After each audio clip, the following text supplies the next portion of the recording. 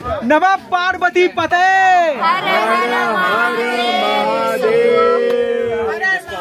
जय शिव शंकर, जय भोलेनाथ। और मैंने पूरे तीनों दिन की परिक्रमा चल के की। भले मैंने थोड़ा वक्त ज़्यादा लिया, लेकिन कोई भी कर सकता है जिसको पूरा भाव, श्रद्धा और मन मजबूत बना ले। तो रकम शक्ति आमी ठाकुर रामकृष्णेर शारदा माয়ের ভক্ত, তারা আমার সঙ্গে ছিলেন। सभी को आना चाहिए, सभी करना चाहिए। भगवान का आशीर्वाद नहीं तो करना चाहिए। इस यात्रा में जो आपको फीलिंग होती है और जो एनर्जी मिलती है वो बहुत ही अलग है। आई थिंक भगवान ने बोला कि आओगी तो तुम सबसे बड़े वाले कैलाश को करके जाओगी। तो यात्रा एक तो तीर्थ यात्रा है, एक आध्यात्म की यात्रा है। ওনাদের মধ্যে কেউ ৬০ কেউ নবপ্রজন্ম, কেউ এসেছে নিজের পরিবারের সঙ্গে, কেউ বা একাকী এই প্রকৃতির মধ্যেই খুঁজে নিয়েছে নিজের পরিবার পরিজন। উদ্দেশ্য মহাদেবের বাসভূমি কৈলাস পর্বত দর্শন করা, নিজের জীবদ্দশায় মানস সরোবরের জলে নিজেকে সিক্ত করা। ৫ই আগস্ট ২০২৫ বাংলার ১৯শে শ্রাবণ, স্থানীয় সময়ে সকাল ৭:৩২ কৈলাস পরিক্রমার তৃতীয় এবং শেষ সকাল, যে সকাল কোনোদিনই ভুলে যাওয়ার মতো নয়। ভোর রাত থাকতেই আমাদের ঘুম থেকে ডেকে গরম গরম চায়ের গ্লাস হাতে ধরি দিয়ে বলা হয়েছিল তৈরি হয়ে নিতে। ভোরের আলো পুরোপুরিভাবে ফোটার আগেই আমাদের রওনা দিতে হবে এই জুথুলপুক থেকে দার্চেনের উদ্দেশ্যে। দূরত্ব ১০ কিলোমিটার, যার মধ্যে দিয়ে শেষ হবে আমাদের কৈলাস পরিক্রমার তৃতীয় এবং শেষ দিন। আগের দিন প্রায় ২২ কিলোমিটার পাহাড়ি রাস্তা ট্রেক করে আসার পর আরও খানিকটা সময় ঘুমের দরকার ছিল বইকি, কিন্তু ওই যে গ্রুপের সঙ্গে আসলে সেখানে নিজের গতিবিধি পরিচালিত হয় সম্পূর্ণ অন্যদের দ্বারা। সুতরাং ইচ্ছে না থাকলেও ঘুম থেকে উঠে জামা কাপড় পরে তৈরি হয়ে নিলাম বাকিদের সঙ্গে পায়ে পা মেলানোর জন্য। ওয়েট ওয়েট, আরে দাঁড়াও, প্যান্ট পরবো তারপর তো যাবো। সকাল থেকে উঠে আমার পোটার মাথা খেয়ে গেল, পাগল করে দিচ্ছে সে। এমনিতে ডরমেটারি রুম, এবার এখানে আলাদা করে টাওয়াল নেই, বাথরুম নেই যেখানে প্যান্ট চেঞ্জ করবো। সবার সামনে থুড়ি মানে সব কিছু খুলে চেঞ্জ করা যায়, সময় লাগে সব কিছু করতে হবে। একটা সে সকাল থেকে উঠে মাথা গেলে আরে ভাই দাঁড়া, প্যান্ট পরি, সেটিং করি, কি বলবো আর ভাই। সাফিসিয়েন্ট যে ঘুম, সে ঘুমটা অবধি হচ্ছে না, অন্ধকার থাকতে বেরিয়ে পড়ো। আসলে ব্যাপারটা কি হয়েছে, যেহেতু আমাদের ওই নেপালগঞ্জে দুটো নষ্ট হয়েছে, এই জন্য এজেন্সি খুব তাড়াহুড়ো করছে। দেখুন হিসাব অনুযায়ী এই ৪৪ কিলোমিটার ৩ দিন পথ চলার পর একটা দিন অন্তত বাফা রাখা দরকার। এবার এরা চাইছে যে আজকে আমরা দার্চেন পৌঁছে আজকে আমরা চলে যাব হচ্ছে পুরাং। তো এগুলো শরীরের ওপর ধকল না। কৈলাস পরিক্রমার বিগত ২ পর্বে ২-১জন মন্তব্য করেছেন অমুক তমুক শুধু পজিটিভ কথা বলেছেন, আপনি কেন তীর্থে এসে শুধু নেগেটিভ কথাই বলেছেন। অর্থাৎ প্রায় লাখ ৩ টাকা খরচ করে তীর্থে এসে সেখানে কি কি সমস্যা হতে পারে সেগুলো শেয়ার না করে আমার হয়তো বলা উচিত ছিল এখানে সবটাই ভালো, রাস্তা দুর্গম, অক্সিজেনের সমস্যা রয়েছে, ঘুম থেকে উঠে কিংবা ঘুমোতে যাওয়ার আগে টয়লেট ফেসিলিটি না থাকলে একজন মহিলার কতটা সমস্যা হতে পারে, একজন পোর্টারের দ্বারা আপনি কিভাবে সমস্যায় পড়তে পারেন। এমনকি দ্বিতীয় এবং তৃতীয় দিনের পরিক্রমাতে কৈলাস পর্বত যে প্রায় দেখাই যায় না সেটাও শেয়ার করা যাবে না। সরি, কন্টেন্ট ক্রিয়েটর হিসাবে যেটা দেখব, অনুভব করব, সেটাই শেয়ার করব।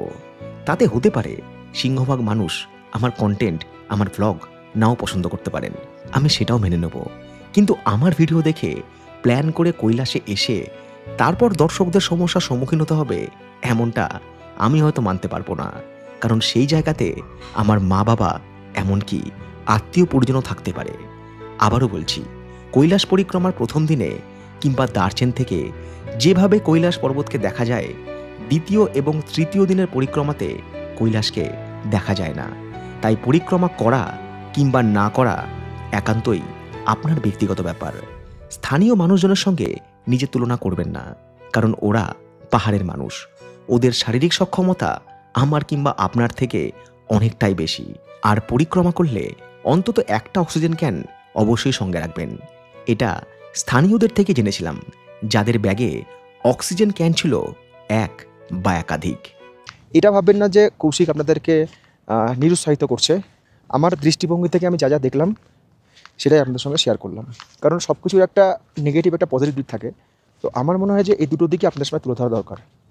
কারণ যেহেতু আপনারা একটা এত অ্যামাউন্ট খরচ করে এখানে আসবেন, আমি চাই না আপনারা কোনো কারণে কষ্ট পান বা হতাশ হন। আর এই যে পোর্টারের যে ব্যাপারটা, যেটা আমি শিখলাম অভিজ্ঞতা দিয়ে, আমার প্রথমে একটা ধারণা হয়েছিল যে পোর্টাররা হয়তো সহযোগী হয়, তারা ছবি তুলে দেবে, তারা আপনার সব কিছু চেনাবে। কিন্তু এই যে পোর্টার আমি নিয়েছি, এর ইংলিশ বোঝে না, হিন্দি বোঝে না, আর তিব্বতী ভাষা তো আমি বুঝবো না, এবং এদের সবসময় তাড়াহুড়ো থাকে। এরা ভাবে যে ওদের স্পিডে আপনি যেতে পারবেন, যেটা কখনো সম্ভব নয়। কারণ পাহাড়ের লোকের সঙ্গে সমতলের লোকের একটা স্পিডের ডিফারেন্স থাকবেই থাকবে। এই লাগেজ নেওয়ার জন্য যে পোর্টার, সে 3 দিনে টোটাল টাকা নিচ্ছে, যেটা আমাদের ভারতীয় টাকায় প্রায় 14,000 টাকার কিছু বেশি। এবার এই 14,000 টাকা ইনভেস্ট করে, এমনিতেও আপনি ধরুন প্রায় 3 লাখ টাকা খরচ করে এখানে আসছেন, তারপরে এই যে 14,000 টাকা ইনভেস্ট করে আপনি একটা লোককে নিচ্ছেন কেন? আপনার ব্যাগ বওয়ার জন্য। নিজের অভিজ্ঞতা দিয়ে বুঝেছিলাম ব্যাগের ওজন হালকা রাখলে এই 3 দিন পরিক্রমাতে পোর্টারের খরচটা ইজিলি বাদ দেওয়া যায়। যে পোশাক পরে আপনি ট্রেক করছেন সেটা পরেই রাতে ঘুমিয়ে নিন। হিসাব করে পানীয় এবং ফুড ক্যারি করুন, যা প্রতিদিনই অল্প অল্প করে কমতে থাকবে। সেই সঙ্গে হালকা হতে শুরু করবে আপনার ব্যাগের ওজন। খুব ভালো হয় যদি ট্রেক করার জন্য 30 থেকে 35 লিটার ক্যাপাসিটির একটা রুকস্যাক সঙ্গে নিয়ে আসতে পারেন। আর পরিক্রমাকালে জলের বোতল থেকে টুকটাক খাবার দাবার সব কিছুই রাস্তায় পেয়ে যাবেন। আর ব্যাগ 4 থেকে 5 কেজির মধ্যে রাখলে আপনি নিজেই সেই ব্যাগ ক্যারি করতে পারবেন, যদি না ব্যাগে বড় বড় ক্যামেরা কিংবা ল্যাপটপ এই ধরনের কোনো গ্যাজেট থাকে। সেক্ষেত্রে পোর্টারের 14,000 টাকা খরচটা ইজিলি বেঁচে যাবে। হেঁটে পরিক্রমা না করলেও ঘোড়া চড়ে এই পরিক্রমা করাই যায়, বিশেষ করে যারা বয়স্ক মানুষ রয়েছেন কিংবা হাঁটা চলা নিয়ে যাদের সমস্যা রয়েছে। সেক্ষেত্রে আপনার পিঠের ব্যাগ ওই ঘোড়া চালকই বহন করবে। খরচটা গিয়ে দাঁড়াবে প্রায় 4,000 চাইনিজ ইউয়ান, ভারতীয় মুদ্রায় প্রায় 49,000 টাকা। আর আপনি যদি ঘোড়া করেন না 4,000 টাকা দিয়ে, তাহলে এই ঘোড়া যে নিয়ে যাচ্ছে সেই কিন্তু আপনার পোর্টারের কাজ করবে, ওরাই কিন্তু মাল বয়ে নিয়ে যাবে। আপনি শুধু চুপচাপ ঘোড়া উঠে বসে থাকবেন। কৈলাস পরিক্রমা নিয়ে কোনো তাড়াহুড়ো করবেন না। যত সময় যাবে আগামী দিনে হয়তো খরচ কিছুটা কম হলেও হতে পারে, বাড়তে পারে যোগাযোগ ব্যবস্থা। ইচ্ছে যদি থাকে তাহলে মহাদেব একদিন ঠিকই আপনাকে ডেকে নেবে। দেখো 3 লাখ টাকা কিন্তু কম নয়। অনেক মানুষ আছেন যাদের বাস্তবে পরিবারে 3 লাখ টাকা, এবং তারপর তো অতিরিক্ত খরচা আছেই। আপনার যদি এখানে ট্রিপের খরচ হয় 3,08,000, আপনি সব নিয়ে ওটা 3,40,000 ধরে রাখুন। আর এই পরিক্রমাতে কোনো তাড়াহুড়ো নেই। আপনি আপনার মতো ধীরে সুস্থে প্রাকৃতিক সৌন্দর্য দেখতে দেখতে, নদীর জলের আওয়াজ শুনতে শুনতে, দরকার হলে কানে হেডফোন লাগিয়ে ওম নমঃ শিবায় ভক্তিগীতি লাগিয়ে ধীরে ধীরে পরিক্রমা করুন। সঙ্গে জল রাখুন, অল্প অল্প করে জল খান, আর শ্বাস প্রশ্বাস সবসময় নাক দিয়ে, মুখ দিয়ে নয়। আর যারা যোগব্যায়াম প্রাণায়াম করেন তারা সব থেকে বেশি বেনিফিট পাবেন এই যাত্রায়। আর এই পরিক্রমায় আপনার স্মার্ট ওয়াচ আপনার হেলথ মনিটর, শরীরে অক্সিজেন লেভেল ঠিক আছে কিনা, হার্টবিট স্বাভাবিক না অস্বাভাবিক, শরীরের স্ট্রেস লেভেল সব কিছুই সে জানিয়ে দেবে। তাই ঘড়ি না দেখিয়ে প্রকৃতি দেখান। এহেন মন্তব্যকারীদের উদ্দেশ্যে বলবো, প্রকৃতি দেখা কিংবা দেখানোর সঙ্গে সঙ্গে নিজের হেলথ কেয়ার করাটাও ভীষণ জরুরি। কারণ পরিক্রমাকালে আপনার পথ চেয়ে বা আপনার অপেক্ষায় আমার কিংবা আপনার পরিবারের লোকজন। আর 16,000 ফুট উচ্চতায় শারীরিক সমস্যা যে হবে না এই গ্যারেন্টি আমি কিংবা আপনি কেউ কি নিতে পারি? সব থেকে কষ্ট হচ্ছে মানুষগুলোর। এরা এই যে দণ্ডি কেটে কেটে যায় সকাল থেকে বিকাল পর্যন্ত, না জানি কত দিন এতে সময় লাগে। যেখানে আমাদেরই একটা ট্রেক করতে সময় লাগছে প্রায় 11 থেকে 12 ঘন্টা, সেখানে এইভাবে যে এরা যায় কত সময় লাগে। মানুষ তার ঈশ্বরের প্রতি কতটা আস্থাশীল হলে এতটাও কষ্ট করতে পারে। আসলে সবটাই বিশ্বাস, সবটাই আমাদের বিশ্বাসের উপরে। আর এর জন্য শরীরে কতটা স্ট্যামিনা দরকার হয় ভাবুন। এমনিতে হাই অল্টিটিউড, অক্সিজেনের সমস্যা আছে, নাই করে আমরা প্রায় 14,000 ফুট উপরে তো আছি, তাও দেখুন মানুষ কত কষ্ট করে। সত্যি এদের জন্য প্রণাম। আপনার খেয়াল রাখ না, আমরা তো পরিক্রমা করছি, আমরা তো ট্রেক করছি, ভিডিও বানাচ্ছি, কিন্তু সত্যিকারের পূর্ণ বোধ হয় অর্জন করছে। 2.39 কিলোমিটার আসা হয়ে গেল, 40 মিনিট টানা চলছি আমি, স্পিড 4.30। পরিকল্পনা এটাই আছে, টানা 1 ঘন্টা চলবো, তারপর একটু রেস্ট নিয়ে আবারও শুরু করবো চলা। তবে এইটা ঠিক যে আপনাদের মধ্যে অনেকে আছেন, আমি যেটা আগের পর্বে বলেছিলাম, যে হয়তো বিছানা থেকে উঠতে পারেন না, হয়তো যারা টিভিতে বা মোবাইলে এইরকম যে সমস্ত রিলিজিয়াস জায়গা আছে সেগুলো দেখে মনে শান্তি পান। তো আশা করছি যে আমার এই 3 দিনের পরিক্রমাতে আপনাদেরকে ভার্চুয়ালি সেই অনুভূতিটা দিতে পেরেছি। আমিও চেষ্টা করেছি বা করছি আপনাদেরকে সেই অনুভূতি দিতে, যেন এই পরিক্রমা আমি যদি পায়ে হেঁটে করি হয়তো ব্যথা আপনাদের অনুভব হয়, আমি যদি হর হর মহাদেব বলি যেন চোখের কোনো জল আপনাদের আসে। আপনাদের জন্য তো এই জায়গায় আসতে পেরেছি। দূর দূর পর্যন্ত রাস্তা, ধীরে ধীরে ভোরের আলো ফুটছে, আকাশ পরিষ্কার হচ্ছে, রাস্তা ওইখানে উঠেছে, কোথাও কৈলাসের দর্শন নেই। প্রথম দিন যা কৈলাসকে পেয়েছিলাম আর দ্বিতীয় দিনও পাইনি, তৃতীয় দিনে এখনও অবধি পাইনি। জানি না আগে আগে পাবো কিনা ওয়েদার ক্লিয়ার হলে। মহাদেবের ইচ্ছা কখন দর্শন দেবে কখন না দেবে। ভারতীয় পাসপোর্ট হোল্ডারদের ক্ষেত্রে বয়সের বিধিনিষেধ থাকলেও যারা ছোট ছোট বাচ্চাদেরকে নিয়ে এই পরিক্রমায় এসেছে তারা তিব্বত কিংবা চায়না থেকে এসেছে। যারা এনআরআই তাদের ক্ষেত্রে আবার অন্যরকম নিয়ম। তাই দেখা গিয়েছে যে কৈলাস পরিক্রমাতে কেউ কেউ ইনার পরিক্রমা করে কৈলাসের পাদদেশ অবধি পৌঁছে কৈলাসকে প্রায় ছুঁয়েই ফেলেছে। আবার নিয়মের গেরোতে পড়ে আমার মতো অনেকেই কৈলাসের আউটার পরিক্রমা বা আউটার কোড়া করেই সন্তুষ্ট থেকেছে। তাই আগামী দিনে যারা কৈলাস পরিক্রমা করতে যাচ্ছেন তারা ভালো করে জেনে বুঝে তবেই যান। এই হচ্ছে আমাদের গাইড তেনজিং জি। तेंजिंग जी হচ্ছে সমস্ত কথোপকথন করে। एक बात मुझे बताइए, ये जो तीसरे दिन का परिक्रमा होता है, इस दिन कैलाश दिखता है? आज तो इधर लास्ट में देखेगा। अच्छा, सब बादल है। मतलब पहला दिन ही ठीक ठाक दिखता है ना? दूसरा दिन तो दिखता नहीं। तीसरे दिन अगर मौसम अच्छा हो तो 3 জায়গা থেকে কৈলাস আপনারা দেখতে পাবেন। দার্চিন এসে পৌঁছাচ্ছেন, দার্চিন থেকে অষ্টপথ যদি যান অষ্টপথ থেকে ইয়ামদর, যেখান থেকে দেরাপুক, যেখান থেকে কৈলাস খুব ভালো দেখা যায়। আমি দেখেছিলাম ব্লগে যে বিছানায় বসে ঘরে বসে কৈলাস দর্শন ওখান থেকে। বাকি আজকে যাওয়ার পথে যদি ওয়েদার ক্লিয়ার থাকে তাহলে কৈলাসের যে ইস্ট ফেস সেটা দেখতে পাবেন, না হলে আর চান্স নেই। স্থানীয় সময় সকাল 8:53, 4 কিলোমিটার পথ চলা সম্পূর্ণ। এ যাবৎ রাস্তা আমাদের সমতলই ছিল, কিন্তু সামনে একটা চড়াই রয়েছে, এই চড়াই আমাদের উঠতে হবে। আর আবহাওয়া দেখুন কীরকম আজকে, আকাশে কালো মেঘ হয়ে আছে। তো এই চড়াই ওঠার আগে না হঠাৎ করে একটা আমি এই নীল জলের হ্রদ দেখলাম। আমি প্রথমে ভেবেছিলাম যে এটা হয়তো মানস সরোবর, কারণ দার্জিলিং থেকে মানস সরোবর খুব কাছেই। কিন্তু আমাদের যে গাইড আছে তারা বললো না, এটা মানস সরোবর নয়, এটা হচ্ছে রাক্ষসতাল। আসলে এই পরিক্রমায় নাকি মানস সরোবর দেখা যায় না। মানস সরোবর হোক কিংবা রাক্ষসতাল হোক, দেখতে কিন্তু সুন্দর লাগছে। এত দূর থেকে দু পাহাড়ের ফাঁক দিয়ে অপূর্ব সুন্দর। চলুন এবার আমরা চড়াই করি হর হর মহাদেবের নাম নিয়ে। দ্বিতীয় দিনের পরিক্রমা যা চড়াই করে নিয়েছি, এই চড়াই কিছুই না। তবে হ্যাঁ, কথা বলতে বলতে চড়াই করলে একটু শ্বাসকষ্ট হবে, এটাই। সবাই দেখুন ধীরে ধীরে নিচ থেকে উঠে আসছে, কারণ বেলা বাড়ছে, ওদিকে আবার বৃষ্টি হচ্ছে টুপটুপ করে। তো এই জায়গাটা আমি দাঁড়িয়েছিলাম এজন্যই, কারণ এখানে না এত সুন্দর একটা ল্যান্ডস্কেপ। জাস্ট দেখুন, হঠাৎ করে মেঘগুলো না যেন পাহাড়কে ঘিরে ফেললো, মানে এটা বৃষ্টির পূর্বাভাস। আর আমরা ওই রুট থেকে উঠে এলাম। তো এই পাসটুকু পার করে আমাদের রাস্তা আবারও চলতে হবে।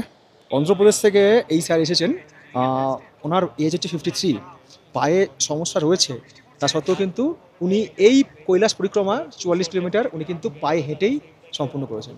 सर आपको कैसा फील हो रहा है? अभी तो हमारा लास्ट भगवान का मर्जी से घूम सकते हैं, सभी को आना चाहिए, सभी करना चाहिए। भगवान का आशीर्वाद हो तो आओ, होगा नहीं तो नहीं होगा, नहीं तो नहीं होगा। बहुत बढ़िया। बहुत आदमी मेरे साथ में आया था, 35 मेंबर्स, ओनली 10 आदमी आए थे। अच्छा, फिर भी 10 में 5 आदमी घोड़ा लिया। যেটা আশঙ্কা ছিল সেটাই হয়েছে, অর্থাৎ 7 সকালে বৃষ্টি নেমেছে। ওয়াও, কি দারুণ লাগছে। দেখুন পথ কত সংকীর্ণ, তার মধ্যে দিয়ে আমাদের পথ চলা। এগুলো রেলিং দিয়ে দিয়েছে, ল্যান্ডস্লাইড জোন তো, এর আবার বৃষ্টি থেকে বাঁচতে এখানে আশ্রয় নিয়েছে।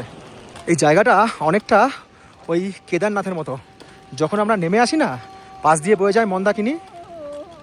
আরে কোথার থেকে শিয়াল চলে এলো আবার। ও আমার পোটার তিব্বতী ভাষায় গান গাইছে, আমার থেকে শিয়াল চলে এলো। এরকম কাদা কাদা রাস্তা, এই বৃষ্টির জল পড়ে এই জায়গাগুলো হয়ে যায় পিছলা। এবার এর ওপর দিয়ে হাঁটতে গেলে পিছলানোর সম্ভাবনা সবচাইতে বেশি। ট্রেকিং গিয়ারগুলো যদি আপনার ভালো হয় না, যেরকম প্রতিকূলতা রয়েছে, যেমন হচ্ছে এরকম রাস্তা, এরকম ঢালু পথ, খারাপ পাহাড়, বৃষ্টি, স্নোফল, এগুলো থেকে আপনি বেঁচে যাবেন। দেখুন, এটা আমাদের দরকারও। এখানে যদি আপনি পাহাড়কে পড়ে যান বা আপনার চোট আসে, আপনি কী করে সাপোর্ট পাবেন বলুন? আর হ্যাঁ, নি ক্যাপ কিন্তু অবশ্যই রাখবেন। আমি কিন্তু নি ক্যাপ ইউজ করছি। দেখুন মানুষের কষ্টটা এবার।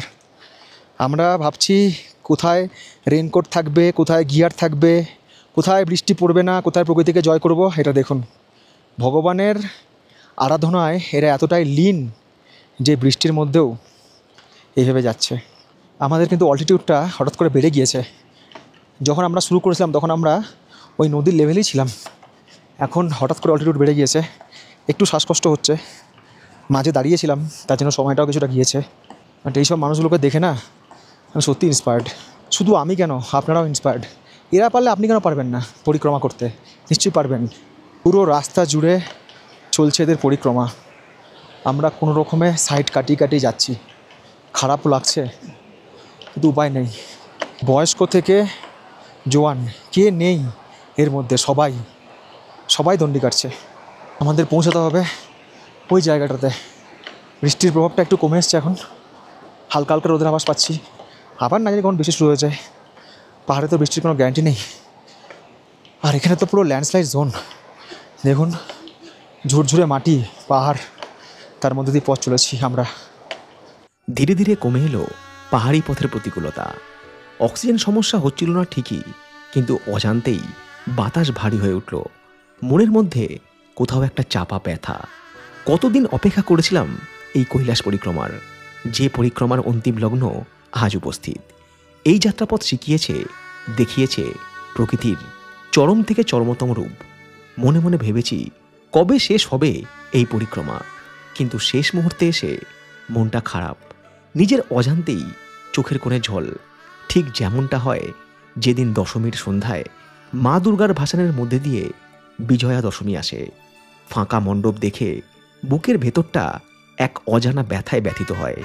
কৈলাসের সঙ্গে বিচ্ছেদ আসন্ন, শেষবারের মতো তার উদ্দেশ্যে প্রণাম। ভালো থেকো, সবাইকে ভালো রেখো। যারা তোমাকে ভালোবাসে তারা যেন তোমার মাটি স্পর্শ করার সুযোগ পায়, এমনটাই আশীর্বাদ করো। आज विदाई आज्ञा दाओ कैलाशपति। ये यहाँ आके फील किया जा सकता है। महादेव की कृपा इतनी है कि हमने ये कंप्लीट कर ली यात्रा एक तो तीर्थ यात्रा है, एक आध्यात्म की यात्रा है। ये यात्रा जो ये आध्यात्म की यात्रा है, आप शून्य हो जाते हैं यहाँ, आप महादेव में समर्पित हो जाते हैं और महादेव आपको संभाल लेते हैं।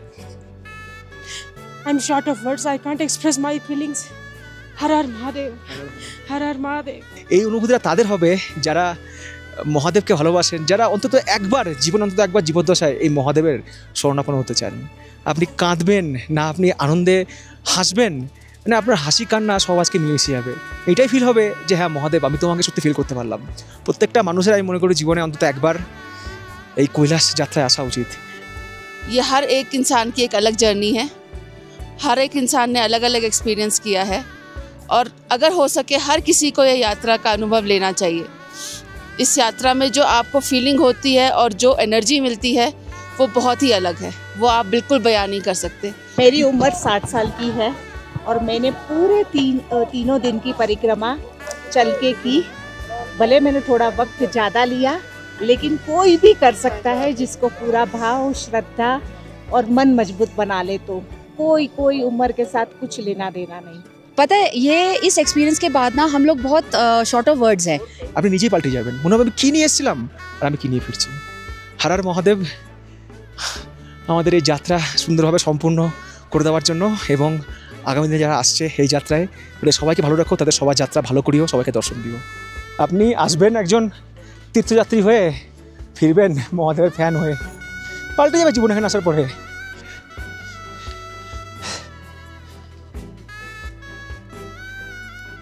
ব্যাস এই মাটিটুকুই থাক। মহাদেবের চরণে যে এসেছিলাম এবং যে সুস্থভাবে ফিরে যাচ্ছি, এই মাটিটুকুই মহাদেবের আশীর্বাদ হয়ে থাক। হর হর মহাদেব, জয় শিবশঙ্কর, হর হর মহাদেব। পায়ে হাঁটা পথ শেষ করে দেখি বাস আমাদের অপেক্ষায়। যে বাসে চড়ে আমাদের পরবর্তী গন্তব্য দার্জিলিং। 55 के उम्र में अकेले पैदल ये यात्रा कंप्लीट कर लिया और गौरी कुंड का पानी भी लिया।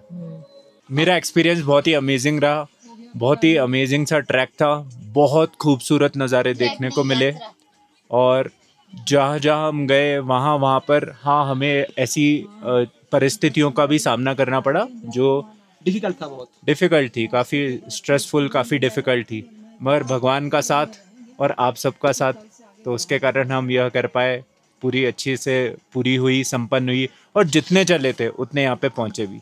बहुत ही शंकर भगवान की कृपा से अच्छी तरीके से पूरा हुआ। हम भगवान को नमस्कार करते हैं, कृतज्ञता व्यक्त करते हैं। शिव जी ने करवाया, मैं कौन होती हूँ, उन्होंने करवाया, अच्छे से करवाया। कल नीचे भी ठीक से उतरी, कहीं भी स्लिपरी वगैरह हो था ना, फिर भी कुछ भी प्रॉब्लम नहीं है। দারুণ লেগেছে আমার এই 69 ইয়ার্স এজে আমি যেটা করতে পেরেছি, আমি একদম অভিভূত হয়ে গেছি। আমি আমার স্বপ্ন পূরণের হয়েছে। সবাই বারণ করেছিল তুমি পারবে না, যেও না। আমার সঙ্গে কাবেরি এসছে, যেও না দিদি পারবে না, তো মনে জোরে চলে গেছি। 6 साल का सपना पूरा हुआ। 6 साल से सपना देख रहे थे, बस भोलेनाथ की कृपा से सपना पूरा कर दिया। যারা বয়স্ক 60 ঊর্ধ্ব তাদের ক্ষেত্রে সমস্যা হয়ে যায়, তো তারা কিন্তু সুন্দরভাবে যাত্রা সম্পূর্ণ করেছে এবং তারা সবাই মানে আমরা সব একসঙ্গে ফিরছি। যদিও আমি যাত্রাকে সম্পূর্ণ বলতে পারি না যতক্ষণ না আমরা নিজের বাড়ির দোরগোড়ায় পৌঁছে যাই। এরপর আমাদের আবারও ফিরতে হবে, আবারও ইমিগ্রেশন, আবারও সেই হেলিকপ্টার, আবারও সেই ফ্লাইট, তারপর ফাইনালি ইন্ডিয়া।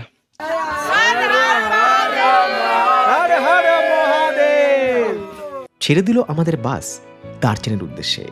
পথ সামান্যই, সবাই ব্যস্ত নিজের নিজের স্মৃতিচারণে, মহাদেবকে ধন্যবাদ জ্ঞাপনে। হোটেলে পৌঁছানোর পর দেখলাম যারা পরিক্রমা করতে যাননি তারা আমাদের আগমনের বার্তা পেয়ে সবাই এসে এক অপরকে আলিঙ্গন করেছিল। লক্ষ্য করেছিলাম তাদের সবার চোখে আনন্দ অশ্রু। সবাই এসে এক অপরকে জড়িয়ে ধরছে, একটা আলাদা অনুভূতি যে 23 জন আমরা ভালোভাবে ফিরে গিয়েছি। এখানে কিছু আলাদাই মহল।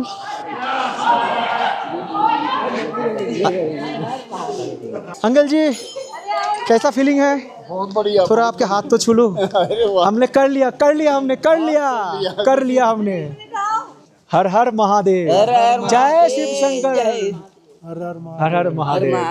যারা যেতে পারেনি তারাও কিন্তু আজকে এই মুহূর্তটা একসাথে আমরা সেলিব্রেট করছি। हर हर महादेव, हर हर महादेव।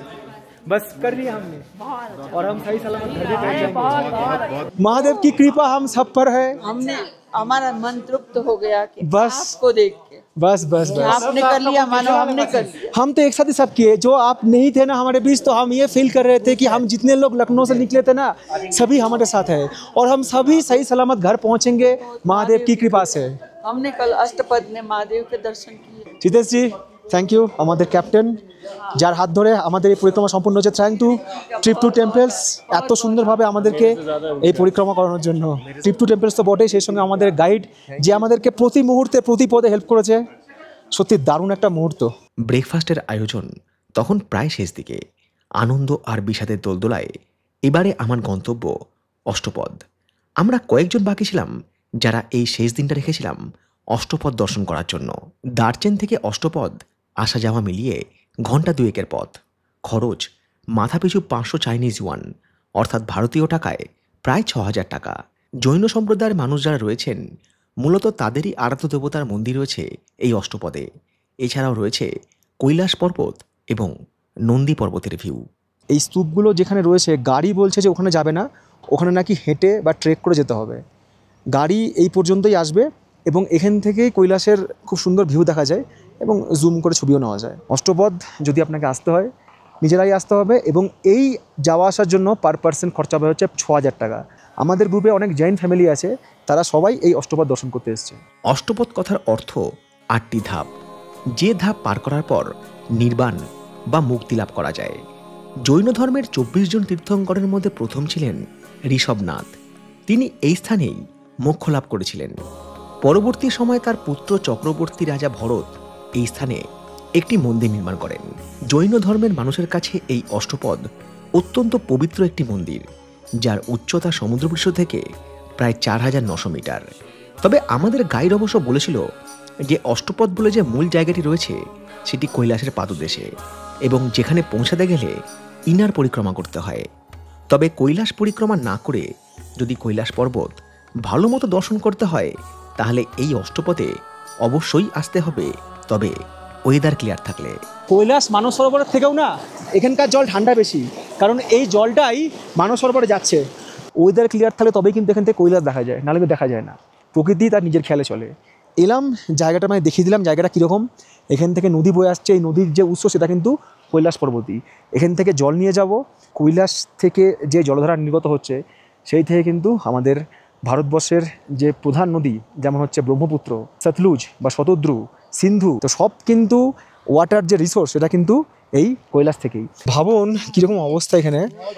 আমরা 7 জন এসেছিলাম, ভারতীয় টাকায় 42,000 টাকা মতো হয়। এখানে এসে 10 মিনিটও দাঁড়ানো না, এবার ফিরে চলো এখান থেকে কৈলাস দর্শন করো না। বললাম একটু মন্দিরটা নিয়ে চলুন, বলছে না না ওখানে যা এখন হবে না, হ্যান এসেই বৃষ্টি আসছে। অষ্টপথ দেখে হোটেলে ফিরে এসে আমাদের লাগেজ নিয়ে আবারও রওনা দিলাম দার্চেন থেকে পুরাঙের পথে। আমরা ছাড়া বাকি সবাই অনেক আগেই রওনা দিয়েছে সেই দিকে। নীল আকাশ, গাছপালাহীন সবুজ মাঠ, চওড়া রাস্তা আর বিভিন্ন আকৃতির পাহাড়, এইসব দেখতে দেখতেই পথ চলেছি আমরা। এই সোজা রাস্তা কিন্তু যাচ্ছে লাসার দিকে। লাসা থেকে যারা দার্চেন আসে তারা কিন্তু রাস্তা দিয়ে আসবে। আমাদের গাড়ি এখানে চলছে প্রায় 85 কিলোমিটার্স পার আওয়ার স্পিডে, আর এটা হচ্ছে ফোর্ডের গাড়ি, ফোর্ড। যখন আপনারা মানস সরোবর থেকে এই দার্চেন আসবেন এই রোডে আসতে হবে, আর এই রোডে এই দিকে কিন্তু দেখা মিলবে হচ্ছে কৈলাস পর্বতের। মানে দার্চেনের প্রায় কাছাকাছি আসার পরে কিন্তু আপনারা দেখতে পাবেন কৈলাস পর্বত, ওই দিকটায় পড়বে। আমাদের কৈলাস পরিক্রমা সম্পূর্ণ করে এবার ফিরে যাচ্ছি পুরাঙের দিকে। মন খারাপ করছে এই শহরটাকে ছাড়তে, কারণ এই দার্চেন এমন একটা শহর যেটা হচ্ছে এই কৈলাস পরিক্রমার বেস ক্যাম্প। এখান থেকেই কৈলাস পর্বত দেখা যায়, এখান থেকে অষ্টপথ যাওয়া যায়, এখান থেকে পরিক্রমা হয়। কিন্তু সময়ের হাতে আমরা সবাই বাধা, আমাদের ফিরতে হবে। ডান দিকে রাস্তা যাচ্ছে পুরাঙের দিকে, আর এই দিকে রাস্তা যাচ্ছে লাসার দিকে, লাসা। দার্চেন থেকে পুরাং যাওয়ার পথে আরও একবার দেখা মিলবে মানস সরোবর এবং রাক্ষসতালের। ইচ্ছে ছিল যাওয়ার পথে মানস সরোবরের সামনে নেমে কিছুটা সময় কাটাবো, আর সেই সঙ্গে সংগ্রহ করব মানস সরোবরের জল। কিন্তু অভিজ্ঞতা কিছু আলাদাই হলো। কোথাও অলিখিত দাবি ছিল যে মানস সরোবরের জল আনা চাই, মানস সরোবরের জল স্পর্শ করা চাই। আপনি কেন মানস সরোবরে নামলেন না, কেন স্নান করলেন না, দুনিয়ার প্রশ্ন, দুনিয়ার। আপনারা তো অনেক কিছু ভিডিওতে বুঝতে পারেন না, বাস্তবে কি হয়। এই যে জায়গাটা রয়েছে দেখুন, এখানে মানুষ নামবে কোথায়? এমনিতে তো নামা এখানে নিষিদ্ধ, তারপরে নামবে কোথায়? এরকম কাদা, এই জল কোথায় কতটা গভীর কেউ জানে না। এখানে নামলে যদি পাঁকে পা আটকিয়ে যায়, উঠবো কি না তাও জানি না। এবার আপনারা আমাকে একটা কথা বলুন, যে এই যে নরম মাটি কাদা, এর মধ্যে নিষেধাজ্ঞাকে অগ্রাহ্য করে জলে নেমে স্নান করা, সাঁতার কাটা, এগুলো কি উচিত? এই প্রশ্নটা আমি আপনাদের জন্য রাখলাম। আপনি এখানে একটা বোতল নিয়ে এই সাইড থেকে জল ভরে নিতেই পারেন, কিন্তু যেখানে নিষেধাজ্ঞা রয়েছে সেখানে কি আপনাদের নামা উচিত? কী লেখা রয়েছে এখানে? No entering the lake. এখানে পরিষ্কারভাবে বলা আছে যে কেউ লেকে এন্টার করবেন না। তাও এন্টার করে ওই অবধি চলে গেছি, কিন্তু এরপরে জলে নামা বা স্নান করা, মাথা ডোবানো, সাঁতার কাটা, এগুলো আমার মনে হয় না করা উচিত। কারণ এখানে লাগানো রয়েছে ক্যামেরা, সবসময় কিন্তু সার্ভেইলেন্স চলছে। এবার একটা আপনার ভুল পদক্ষেপ না, পুরো টিমটার কিন্তু আপনার মানে এই ট্রিপের 12টা বাজিয়ে দিতে পারে। চলার পথে এমন অনেক জায়গা রয়েছে যেখানে দাঁড়িয়ে মানস সরোবর থেকে জল নেওয়া কিংবা ফটো তোলা যায়, কিন্তু ওই যে রেস্ট্রিকশন বা নিষেধাজ্ঞা। গঙ্গাসাগরে যখন যাই তখন গঙ্গাসাগরে গিয়ে আমরা সেখান থেকে জল নিয়ে আসি। ভাই আমি গঙ্গাসাগরে জল নিয়েছি, আর এখানে ভাই হরেক জায়গা पे রেস্ট্রিকশন। এই যে তেনজিং ভাই বসে আছে, আমি বলছি তেনজিং ভাই তোরা वहाँ पर গাড়ি রুকিয়ে না, রেস্ট্রিকশন। তোরা वहाँ पर গাড়ি রুকিয়ে না, রেস্ট্রিকশন। কী করবো বলুন আমি? আর আমার জন্য যদি কোনো প্রবলেম হয় এই গ্রুপের সবাই আমাকে ছিঁড়ে খাবে। কিছুটা পথ চলে আসার পর রাস্তার পাশেই বিরাট আকৃতির রাক্ষসতাল। ইচ্ছে ছিল এই হ্রদের জল সংগ্রহ করব শুধুমাত্র নিজের জন্য। তারপর স্থানীয় সময় 3:52 আমরা পার করছি হচ্ছে রাক্ষসতাল। এইদিকে রয়েছে রাক্ষসতাল, খুব সুন্দর দেখতে, নীল জলের লেক। এখন ফাঁকা, লোকজন বিশেষ কেউ নেই। একটু আগে পর্যন্ত রাক্ষসতাল আমাদের পাশাপাশি ছিল, তো মানে এই জল এত বেশি না, পুরো ঢেউগুলো এসে এসে পাড়ে লাগছে। মানে আপনি নেমে ছুটে গিয়ে হয়তো জল চাইলে স্পর্শ করতে নিতেও পারবেন, কিন্তু কী বলুন তো, ব্যাপারটা হচ্ছে যে আমি তো গ্রুপে এসেছি, এবার আমাকে কিছু নিয়ম পালন করতে হবে। এবার যেমন আমি বললাম আমাদের গাইডকে যে একটু জল নেব, না করা যাবে না, হিন্দুরা কেউ জল ছোঁয় না, হ্যাঁ না তা নাই সেই এর দেখা দেখি ধরুন অন্যান্য যারা গ্রুপে আছে তারাও একই শুরু করে দিল। গ্রুপ ট্রিপে এইগুলো একটু সমস্যা হয়, আমাকে অ্যাডজাস্ট করতে হয় অনেক জায়গায়। আমি গ্রুপ ট্রিপে সাধারণত আসি না, বাট এটাই আসতে হয়েছে। নেক্সট টাইম হয়তো আমি সোলোই আসবো। সোলোতে কী হয়, আমি ইচ্ছে মতো যেমন যেতে পারি, যেমন খুশি এক্সপ্লোর করতে পারি, নিজের টাইম মতো চলতে পারি। বাট গ্রুপ ট্রিপে যে বললাম, এখানে নানা ভাষা, নানা মত, নানা পরিধান, সব কিছু হচ্ছে অন্যের মর্জিত হবে, হচ্ছে আমার একার মর্জিত হবে না। ইনফ্যাক্ট আমি ফিরতাম না তাড়াতাড়ি, আমি 2 দিন পরে হয়তো ফিরতে পারতাম, কিন্তু যেহেতু গ্রুপ ভিসা সেহেতু আমাকে এবার ফিরে যেতে হবে। কিন্তু ওই ভীতু কুসংস্কার আচ্ছন্ন কি একজন লিখেছে কি দাদা দম নেই তোমার, এইসব বলবে না, ঠিক আছে? যে টিম সবাই আজকে আপনার পক্ষে, আপনার একটা ভুলে হয়তো সবাই হয়ে যাবে আপনার অ্যান্টি। আপনাকে যারা আজকে হিরো বানাবে, কালকে তারা আপনাকে ভিলেন বানাবে, ঠিক আছে? ওই জন্য তারা ট্রিপ শেষ হয়ে গেছে, চটপট ফিরে যাই। আবারও যখন আসবো তখন সুন্দর সুন্দর আরও ব্লগ বানাবো। এটা একটা ফার্স্ট টাইম, এমন তো নয় যে কেদারনাথ আমি একবারই গিয়েছি, আমি তো 2-3বারও গিয়েছি, অমরনাথ 2বার গেছি, তো হবে আবার মানস সরোবর যাত্রা হবে, কি আছে, এবার চায়না থেকে হবে। সুতরাং যারা নেতিবাচক মন্তব্য করেন, কারণে কিংবা অকারণে ওর সঙ্গে তুলনা করেন, তাদের জন্য এই প্রশ্নই থাকলো, আমি বিপদে পড়লে আপনারা আদৌ কি সাপোর্ট দিতে পারবেন? 4:15 আমরা ঢুকলাম পুরাং শহর। পরিক্রমা করার ব্যথা এখন পায়ে অনুভূত হচ্ছে। যাই হোক, পৌঁছে গেছি পুরাং শহরে। কেউ বলেছে পুরাং, কোথাও লেখা আছে বুরাং, কেউ বলেছে টাকলাকোট, যা খুশি একটা হলেই হলো, শুধু আমি না টাকলা হয়ে যাই। যাই হোক, এবার হোটেলে যেতে হবে, আর করতে হবে হচ্ছে লাঞ্চ। পুরাঙের হোটেলে পৌঁছে আবারও দেখা হয়ে গেল জেঠু জেঠিমা আর গোপালের সঙ্গে। একই সাথে পরিক্রমা শেষ করে শান্তির ঘুম, তারপর আবারও বাড়ি ফিরে আসার পালা। কিন্তু এই ফিরে আসা আদৌ কি সহজ ছিল?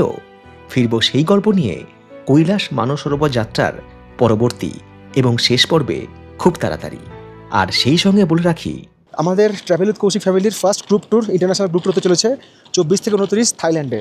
থাইল্যান্ডের ব্যাংকক পাটায়া নয়, ফুকেট ক্রাবি। কারণ ব্যক্তিগতভাবে আমি নেচার লাভার, আর আমার নেচার খুব পছন্দ। তো যারা যেতে ইচ্ছুক তারা নিচে স্ক্রিনে দেওয়া ফোন নম্বরে অথবা ইমেল আইডিতে যোগাযোগ করতে পারেন। অনেকের পাসপোর্ট ইস্যু হতে পারে, আমি বলবো যে পাসপোর্টটা আপনারা বানিয়ে নিন, সময় এখন হাতে আছে।